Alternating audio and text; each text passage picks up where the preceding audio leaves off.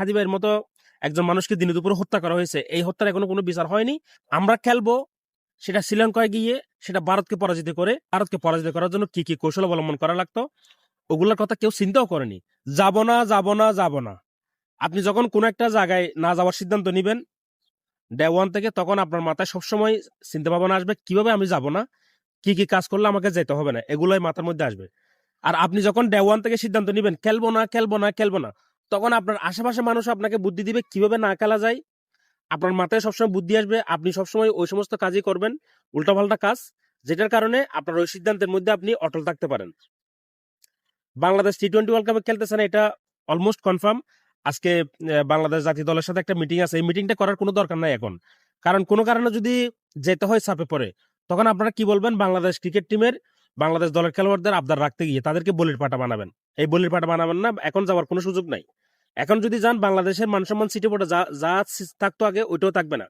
আর আমি day one থেকে বলেছি, আমার আরো এই বিষয়ে আরো 3-4টা ভিডিও আছে। ডে ওয়ান থেকে বলেছি ভারতের বিপক্ষে বাংলাদেশের এটা একটা বড় জয় হতে যাচ্ছে, ভারতের একটা বড় পরাজয় যদি আমরা সঠিকভাবে হ্যান্ডেল করতে পারি। তামিম ইকবালও একই কথা বলেছিল, আমাদের সঠিকভাবে হ্যান্ডেল করতে হবে, ক্রিকেটের কথা চিন্তা করতে হবে এবং আইসিসির সাথে নেগোসিয়েশন করতে হবে, কথা বলতে হবে। কথা বলে তামিম ইকবাল কখনোই বলেনি যে হচ্ছে ভারতে গিয়ে খেলতে হবে, ভারতের সাথে কথা বলতে হবে। এই যে আমাদের দেশে জুলাই পরবর্তী কিছু মাদার টুস্টের জন্ম হয়ে গেছে, কিছু বড় মাদার টুস্ট, কিছু ছোট মাদার টুস্ট। বড় মাদার টুস্ট যা বলে, ছোট মাদার টুস্ট ওইটাই আবার ফেসবুকে লেখালেখি করে, এগুলো নিয়ে লাফালাফি করে। আমার এই ভিডিওতে দেখবেন, কিছু বুঝবে না, ভিডিও দেখবে না, ওই যে ভারতের কথা শুনেছে, শুধুমাত্র ভারতের কথাটা শুনবে, ভারত এই কথাটা শুনেছে, এখানে এসে লিখে দিবে ভারতীয় দালাল। আমরা যখন থেকে ভারতের বিরুদ্ধে কথা বলতেছি, আমার আমার ফেসবুক তো 2010 সাল থেকে, ওই সময় থেকে পোস্ট আছে, 14-15 বছর আগের পোস্ট। ভারতের সমস্ত পণ্য বর্জন করতে হবে, ভারতের হচ্ছে সমস্ত টিভি চ্যানেল বন্ধ করতে হবে আমাদের দেশে।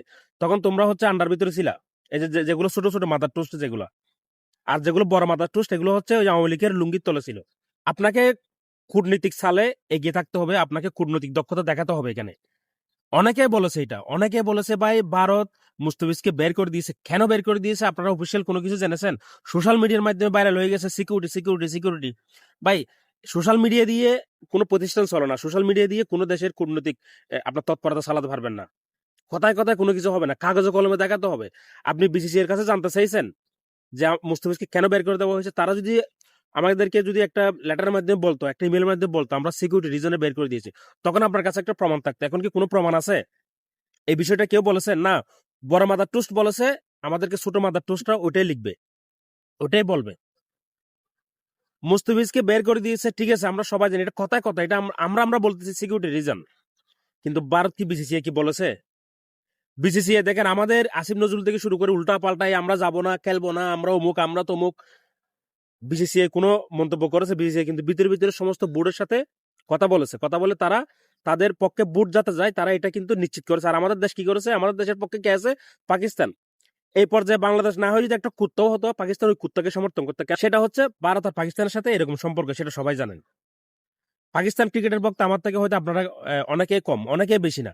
আমি 1999 থেকে পাকিস্তান ক্রিকেটের ভক্ত, সেটা 2015 সাল পর্যন্ত। এরপর আসলে পাকিস্তান ক্রিকেটের ভক্ত হওয়ার মতো কিছু নাই। হ্যাঁ, 2017 সালে একবার পাকিস্তান ক্রিকেটের ভক্ত হয়েছিলাম, সেটা হচ্ছে ভারতের বিপক্ষে যখন চ্যাম্পিয়ন ট্রফি ফাইনাল খেলেছিল ওই আমিরের কারণে, কারণ আমিরকে আমি ওই সময় থেকে পছন্দ করতাম। আর ভারতকে হারালে, যে কেউ হারালে, ভারতকে যে হারাবে আমি তার পক্ষে। কারণ ভারত যখন পরাজিত হয় তখন মনের মধ্যে একটা শান্তি আসে, সেটা অন্যরকম শান্তি, সেটা হচ্ছে বলে বোঝানো যাবে না। আর পাকিস্তান ক্রিকেটের ভক্ত 1999 থেকে 2015 পর্যন্ত, কিন্তু শুধু ক্রিকেটের ভক্ত, অন্য কোনো কিছু না। তো পাকিস্তান আমাদের সাথে ছিল, সেটা হচ্ছে কুত্তা হলো আমাদের সাথে থাকতো বাংলাদেশ না হয়ে, কারণ ভারতের বিপক্ষে দাঁড়িয়েছে। তো বাংলাদেশ বুট পেয়েছে মাত্র বাংলাদেশ ছাড়া আর একটা পাকিস্তানের। কেন পেয়েছে? ওই যে পাকিস্তান বাংলাদেশ শুধু যাবো না যাবো না যাবো না যাবো না, খেলবো না খেলবো না খেলবো না, আমরা খেলবো সেটা শ্রীলঙ্কায় গিয়ে, সেটা ভারতকে পরাজিত করে। এটা কেউ বলেনি এবং এই কথাটা কেউ চিন্তা করেনি, এবং এই কথাটার জন্য, এই সিদ্ধান্ত নেওয়ার জন্য এবং ভারতকে পরাজিত করার জন্য কি কি কৌশল অবলম্বন করা লাগতো, ওগুলোর কথা কেউ চিন্তাও করেনি। আমাদের দেশে মাথা মোটার দল সব, ওই যে বললাম বড় মাদার টুস্ট উপরে বসে আছে, ছোট মাদার টুস্টার নিচে এই যে সোশ্যাল মিডিয়ায় আছে, সে যা বলবে এরা তাই তাই এখানে কমেন্ট করবে। ভারতকে হারাতে পারলে এটা বাংলাদেশের সবচেয়ে বড় একটা জয় হতো এখন, যদি আমরা শ্রীলঙ্কায় গিয়ে খেলতাম। কিন্তু খেলার জন্য কি করেছেন? আইসিসি আপনার হাওয়ার উপরে বিশ্বাস করবে যে আপনার মাদার টোস্টার কি বলতেছে? আমাদের দেশে আপনি আইসিসি কে এটা বলবেন? দেখেন ভাই, আমাদের দেশে বড় মাদার টুস্ট বলেছে ভারতীয় দালাল, আর আমাদের দেশের ছোট মাদার টুস্টও বলতেছে, সব জায়গায় লিখতেছে ভারতীয় দালাল। দেখেন, আমরা ভারতে যাবো না, ভারত আধিপত্য বিরোধী আমরা, এগুলো দেখাবেন আইসিসি কে? হ্যাঁ, মানতেছি আইসিসি হচ্ছে অনেকটা ভারতের পকেটে, সেটা আমি তো 10-15 বছর আগে থেকে বলতেছি, আইসিসি মানে হচ্ছে ইন্ডিয়ান ক্রিকেট কাউন্সিল। সেটা 10-15 বছর আগে থেকে আমি ব্যক্তিগতভাবে বলতেছি। তার মানে এই না যে ভারত একদম এককভাবে সবকিছু সিদ্ধান্ত নিয়ে নিতে পারবে, এমনও না। আমরা যেভাবে ভাবতেছি এমনও না ভাই। আপনার পক্ষে তো ভোট আসতে হবে। আপনি কার সাথে যোগাযোগ করেছেন? ও পাকিস্তান একটা বয়ান দিয়ে দিল, আমরাও খেলবো না, দেখি এখন পাকিস্তান খেলে কিনা। বাংলাদেশ না খেললে দেখি পাকিস্তান খেলে কিনা। আর আমাদের দেশের কিছু কিছু হচ্ছে অতি পাকিস্তান প্রেমী আছে, সবকিছুতে পাকিস্তান প্রেমী, এবং তারা এটাও মনে করে 1971 সালে পাকিস্তান আমাদের সাথে কিছুই করেনি, এটাও মনে করে অনেকেই। এই যে এরকম অতি আবেগী, অতি পাকিস্তান প্রেমী, পাকিস্তান একসময় তাদের আব্বা ছিল, সেজন্য তারা মানে এই দেখেন পাকিস্তান আমাদের পক্ষে, এখন দেখবো পাকিস্তান কার পক্ষে, পাকিস্তান কি খেলে কিনা। এটা নিয়ে অনেক নাচানে ভাই, নাচানাচি করার কিছু নাই। পাকিস্তান আমাদের পক্ষে নিয়েছে, 99% হচ্ছে তাদের প্রতিপক্ষ ভারত, সেই জন্য। কিন্তু সেটা ভারত না হয়ে যদি আমাদের প্রতিপক্ষ অস্ট্রেলিয়া বা ইংল্যান্ড হতো বা নিউজিল্যান্ড হতো, তাহলে পাকিস্তান এভাবে করে বাংলাদেশকে সমর্থন দিত না। এটা শুধুমাত্র ইন্ডিয়া সেই জন্য সমর্থন দিয়েছে, শুধুমাত্র বাংলাদেশের প্রতিপক্ষ ইন্ডিয়া। এটা বাংলাদেশ না হয়ে একটা কুত্তাও যদি হতো ইন্ডিয়ার বিপক্ষে, কেনিয়াও যদি হতো, উগান্ডাও যদি হতো, তাও কিন্তু পাকিস্তান উগান্ডার পক্ষে থাকতো। এটা স্বাভাবিক, এটা স্বাভাবিক। কারণ ভারত পাকিস্তানের সাথে এরকম সম্পর্ক। ভাই, পাকিস্তান 2023 ওয়ার্ল্ড কাপে যাবে না বলতে বলতে ইন্ডিয়া গিয়ে খেলতে হয়েছে, পাকিস্তানের মতো একটা আইসিসিতে তাদের একটা শক্ত অবস্থান থাকার পরেও। এই সমস্যাটা শুরু হয়েছে 2022 সালের এশিয়া কাপ কিন্তু ভারত টিকে পাকিস্তান যায়নি। এরপরে পাকিস্তান কিন্তু স্ট্যান্ড নিয়েছিল, আমরাও যাব না, তাদেরকে যাইতে হয়েছে। ভাই, আপনাকে সিকিউরিটি রিজন আছে, সিকিউরিটি থ্রেট আছে, সেটা প্রমাণ করতে হবে। সেটা আপনি সোশ্যাল মিডিয়া এই যে মাদার টুস্টের বয়ান দিয়ে হবে না। আপনাকে কূটনৈতিক তৎপরতা চালাতে হবে, আপনাকে কূটনৈতিক ভাবে এগিয়ে যেতে হবে। আমাদের দেশে শুধু এই যে আমাদের দেশে ক্রীড়া উপদেষ্টা শুধু বয়ান দিয়ে গেছে, উল্টা পাল্টা আজগবে বয়ান বলেছে। একটা আইসিসি থেকে একটা চিঠি দিয়েছে, আমাদের বলেছে এরকম এরকম থ্রেট আছে। কই তাহলে আইসিসি যদি এরকম চিঠি দিয়ে থাকে, যদি থ্রেট আছে বলে, তাহলে আইসিসি তো বলতেছে আপনারা কোনো কিছু প্রমাণই করতে পারেননি।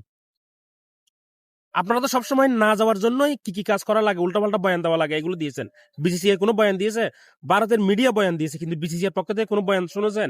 তারা গোপনে গোপনে সমস্ত বোর্ডকে তাদের পক্ষে নিয়ে নিয়েছে, কিনে নিয়েছে হয়তো, যেটাই করেছে তারা তো কূটনৈতিক তৎপরতা চালিয়েছে। আর আপনারা কি করেছেন? সোশ্যাল মিডিয়ার যে এই যে মাদার টুস্টের কথা শুনে উল্টাপাল্টা বয়ান দিয়েছেন। ভারতকে পরাজিত করার জন্য আপনি কোনো পদক্ষেপ নেননি, শুধু বসে বসে এখানে ওই যে কি বলে, মানে যে বয়ানটা দিলে, যে বয়ানটা মানুষ শুনতে চাচ্ছে, যে বয়ানটা দিলে মানুষ খুশি হবে, ওই বয়ানটা দিয়েছেন। ভিতরে ভিতরে কোনো তৎপরতা চালাননি। কূটনৈতিক ভাবে আপনারা সম্পূর্ণ ব্যর্থ। বাংলাদেশের হচ্ছে ক্রীড়া মন্ত্রণালয় সম্পূর্ণ ব্যর্থ। পাশে পেয়েছে কাকে? আরেক কি বলবো আরেক আজব দেশ পাকিস্তানকে পেয়েছে, তাও সেটা হচ্ছে বেশিরভাগ ক্ষেত্রে সেটা হচ্ছে ভারতের মানে বিপক্ষে বলেই সেটা সমর্থন দিয়েছে। আর কি বলবো, ভারতকে একটা বড় একটা শিক্ষা দেওয়ার একটা সুযোগ ছিল যদি কূটনৈতিক তৎপরতা চালানো যেত। ভাই, বিশ্ব রাজনীতি, ভূ রাজনীতি আবেগ দিয়ে চলে না। আমাদের দেশের আবেগী মাদার টুস্টরা এটা ভালো করে জেনে রাখো তোমরা। আবেগ দিয়ে চলবে না। আবেগ দিয়ে হয়তো 2-3 দিন চলবে, 2-3 দিন আমরা আবেগে ভেসে যাবো, এরপরে বাস্তবতা যখন সামনে আসবে না, একটা কথা প্রচলিত আছে, অভাব যখন দরজা দিয়ে প্রবেশ করে, ভালোবাসা জানালা দিয়ে পালিয়ে যায়। ঠিক তেমনি বাস্তবতা যখন প্রবেশ করে না, আবেগ জানালা দিয়ে পালিয়ে যায়। এটা আবেগ দিয়ে বেশি দিন চলে না, 2-1 দিন চলে, এর বেশি চলে না। বাংলাদেশ ক্রিকেটের যে একদম ধ্বংস হয়ে যাবে এমন না, কিন্তু ভারতকে একটা শাস্তি দেওয়ার একটা ইয়ে ছিল, একটা সুযোগ ছিল বাংলাদেশের সামনে, কিন্তু বাংলাদেশ সুযোগটা হাতছাড়া করে ফেলেছে। শুধুমাত্র এই যে মাদার টুস্টের কারণে, মাদার টুস্টদের কথায় সাপে ইনফ্লুয়েন্স হয়ে যে আমাদের বিসিবি এবং ক্রীড়া মন্ত্রণালয় উল্টাপাল্টা বয়ান দিয়েছে, যেগুলো এই যে মাদার টুস্টরা যেগুলো শুনতে চেয়েছে, যেগুলো শুনলে তাদেরকে গালিগালাজ করবে না, যে কথাগুলো বললে এই যে মাদার টুস্টরা তাদেরকে সোশ্যাল মিডিয়াতে আক্রমণ করবে না, এই ধরনের বয়ানে দিয়েছে মাত্র। এখানে ক্রিকেটের স্বার্থ, ক্রিকেটারদের স্বার্থ, বাংলাদেশের স্বার্থ কিছু চিন্তা করেনি, শুধু চিন্তা করেছে তাদের স্বার্থ। তারা কিভাবে পপুলার হবে, আর 1 মাস আছে তাদের হচ্ছে মেয়াদ, সরকারের মেয়াদ, এই যাওয়ার আগে তারা কিভাবে পপুলার একটা সিদ্ধান্ত দিয়ে তারা কিভাবে আগের সমস্ত ব্যর্থতাকে ভুলে যাবে। হাদি ভাইয়ের মতো একজন মানুষকে দিনে দুপুরে হত্যা করা হয়েছে, এই হত্যার এখনো কোনো বিচার হয়নি। এই যে শেষ পর্যন্ত তারা যাবে কি, ওই যে এই মাদার টুস্টের সমর্থন নিয়ে, মাদার টুস্টের মানে হাততালে নিয়ে যাওয়ার জন্য এই সিদ্ধান্তটা নিয়েছে যে আসিফ নজরুল গ্যাংরা। আর আর কিছু মাদার টুস্ট আমার এই ভিডিওতে দেখবেন, এখন কিছু কিছু কথা শুনেছে তো, তাদের জ্বলবে, তারা এখানে কমেন্ট করবে মাদার টুস্টরা।